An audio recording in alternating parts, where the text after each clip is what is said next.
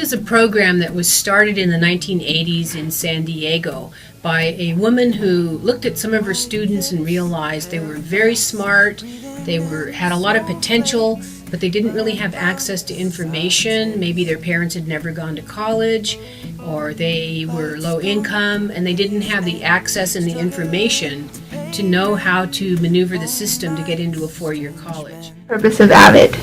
The purpose of AVID is to take kids who might need a little extra support, possibly don't have college in their background, to help them be eligible for four-year college, to take the A through G requirements, to learn time management, to have access to college information that they might not have had. So it's a way to get middle-level kids more support to help them enroll in four-year colleges and be successful. And she don't wanna go outside tonight. And do you know if it's a 1 triangle, 2 triangles, or 0 triangles? It's too cold outside. So for this one, you would keep this answer, right? And then you would get 2 pi over 3 and then subtract it by 2 pi. And there's so many amps, that's how it works. Yeah. Swim, stay afloat, dry house, wet clothes. So Surreal, how has AVID affected your academic life and your learning skills? Honestly, I think AVID has a big increase in my academics. Without AVID, I don't think I would have been as focused. How had AVID helped you in high school? It got me on top of everything. I was super organized. I was always on top of my grades, tests, quizzes, everything. How are you using AVID now in college? Now in college, I really don't need anybody now. So AVID prepares you for that. So now it's like more of preparation for tests, binder checks.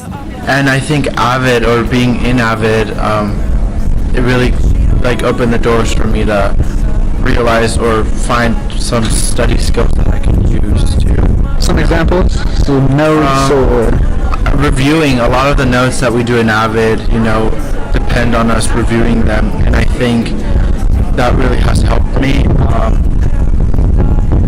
Yeah. Sweet, thanks. Okay, hello guys.